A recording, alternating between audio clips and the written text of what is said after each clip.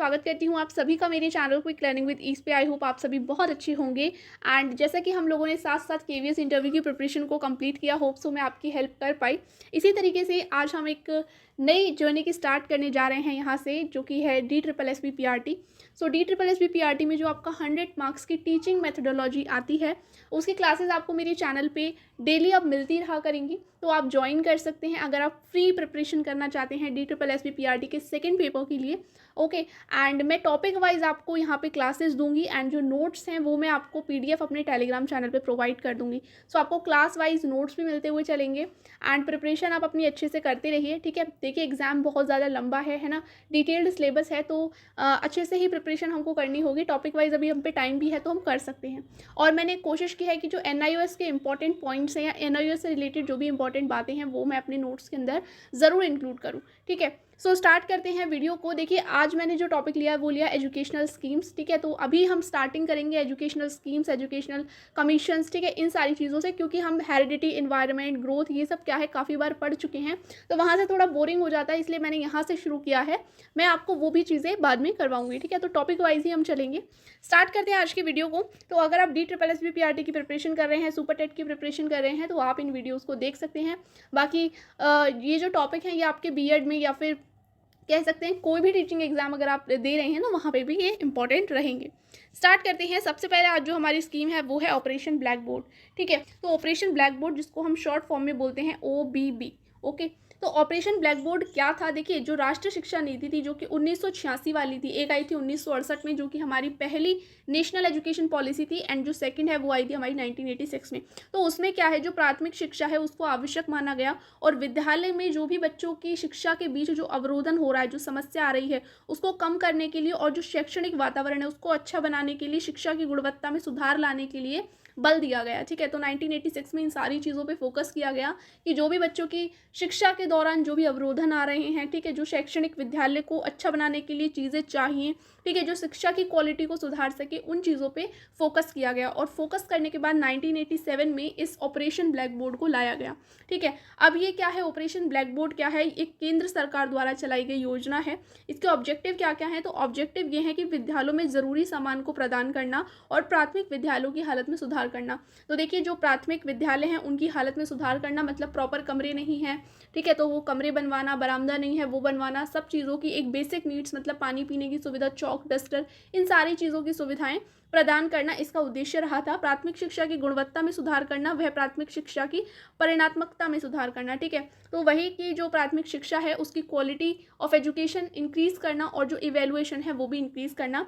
प्रत्येक प्राथमिक विद्यालय में कम से कम 2 कमरे हों, मतलब ये भी बेसिक नीड रखी गई कि जो प्राथमिक विद्यालय हैं उनमें कम से कम 2 कमरे हों जो कि 30 वर्ग मीटर के हों, और एक बरामदा हो जो कि 9 फीट का हो, और 2 शिक्षक प्रत्येक विद्यालय में हों ही हों, ठीक है। प्रत्येक विद्यालय में 2 शिक्षक हों, ठीक है। और 2 शिक्षक में से भी 50% महिला की बात है, मतलब कि अगर एक हमारा मेल है टीचर तो एक फीमेल होगी, ठीक है। इसके बाद 1 अप्रैल 2002 में इसे सर्व शिक्षा अभियान के साथ मिला दिया गया। तो ये जो ऑपरेशन ब्लैक बोर्ड, इसमें ट्रेनिंग भी दी जाती थी, लेकिन वही है कि जो स्कूल्स हैं उसके अंदर प्रॉपर चीज़ें थी ही नहीं, तो उस ट्रेनिंग को लेके भी टीचर क्या है कंप्लीटली उसे नहीं, मतलब उस पर अमल कर पाते थे, तो फिर कुछ ना कुछ टाइम बाद वो भूल जाते थे।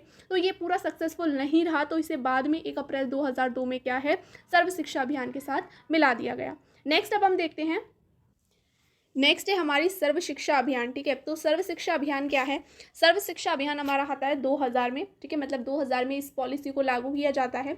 इसका मोटो क्या था? मोटो था सब बढ़े सब पढ़े, मतलब कि एजुकेशन फॉर ऑल इसका मोटो रहा था।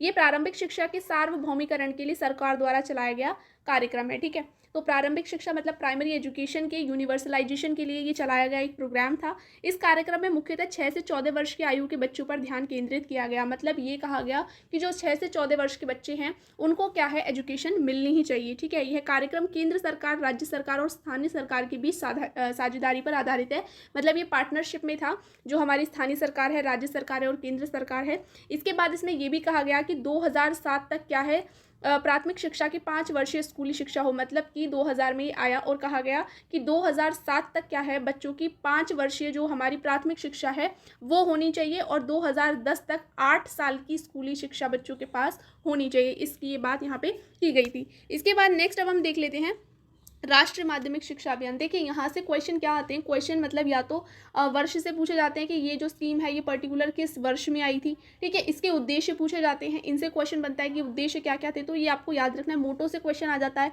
जैसे कि सर्व शिक्षा अभियान का मोटो क्या था, तो इन चीज़ों से यहाँ से क्वेश्चन आ जाते हैं। राष्ट्रीय माध्यमिक शिक्षा अभियान, ठीक है, तो रमसा जिसे हम बोलते हैं, ये काफ़ी ज़्यादा इंपॉर्टेंट प्रोग्राम है। तो इस प्रोग्राम को 2009 में शुरू किया गया। मोटो क्या था इसका, बड़े चलो बड़े चलो। ये क्या है, केंद्र प्रायोजित योजना है जिसका उद्देश्य क्या है, माध्यमिक शिक्षा को बढ़ाना था। सर्व शिक्षा अभियान का था प्राथमिक शिक्षा को बढ़ाना, माध्यमिक शिक्षा को बढ़ाना का उद्देश्य किसका है, रमसा का है। यहाँ पे उद्देश्य रखा गया कि जो कक्षा 9 से 12 तक के सभी छात्र हैं उनकी जो शिक्षा है वो सुचारू रूप से हो पाए। फोकस किया गया 9 से लेकर 12th क्लास के स्टूडेंट का। हर 5 किलोमीटर की दूरी पर एक माध्यमिक विद्यालय और 7 से 10 किलोमीटर की दूरी पर एक उच्च माध्यमिक विद्यालय हो, ये बात इसमें रखी गई। इसके बाद इसका उद्देश्य सामाजिक आर्थिक विकलांगता व लिंग असमानता को दूर करने पर भी था, ठीक है।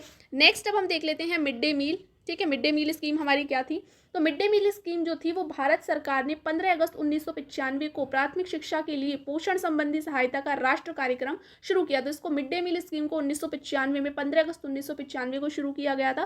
फर्स्ट इसको तमिलनाडु में अप्लाई किया गया था, ठीक है। जो मध्याह्न भोजन की योजना है जो ये 1995 में लाई गई थी, तो 2021 में अब इसका नाम बदलकर पीएम पोषण शक्ति योजना कर दिया गया है, ठीक है। अब इस योजना का उद्देश्य क्या है, योजना का उद्देश्य यही है कि जो सर्व शिक्षा अभियान जिसको हम बोल रहे हैं कि फॉर एजुकेशन फॉर ऑल के तहत समर्थित सरकारी स्थानीय निकाय और सरकारी सहायता प्राप्त ऐसे स्कूल जो हैं उनको विशेष प्रशिक्षण केंद्र जो भी हैं, मदरसा मकतब, उनको 1 से लेकर 8वीं तक के जो भी बच्चे हैं उनकी जो पोषण स्थिति है उसमें सुधार हो। मतलब खाना देना, कहाँ कहाँ के बच्चे, चाहे आपके एडेड स्कूल के बच्चे हों, स्थानीय के हों, सरकारी के हों, विशेष प्रशिक्षण केंद्र हों, मदरसा के हों, मकतब के हों, तो 1 से 8वीं तक के जो भी स्कूल्स हैं हमारे ये, इनमें क्या है, बच्चों को क्या है, पोषण अच्छे से मिल पाए। यही हमारी जो पीएम पोषण योजना है उसका उद्देश्य है, ठीक है। तो ये थी आपकी सारी इंपॉर्टेंट योजनाएं जहां से आपसे क्वेश्चन पूछा जा सकता है। इसकी आप डेट्स पे, ईयर्स पे, मोटो पे और उद्देश्य पे, यहीं से इनके क्वेश्चन पूछे जाते हैं, ठीक है।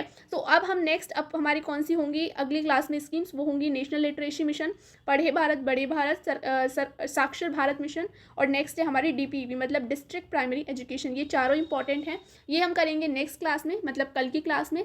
और क्लासेज आपको इसी तरीके से रोज मिलती रहेंगी, आप अपने नोट्स भी प्रिपेयर कर सकते हैं, वरना आप मेरी जो पीडीएफ है उसको भी निकलवा सकते हैं। फिर मिलते हैं एक नई वीडियो के साथ, जब तक के लिए थैंक्स।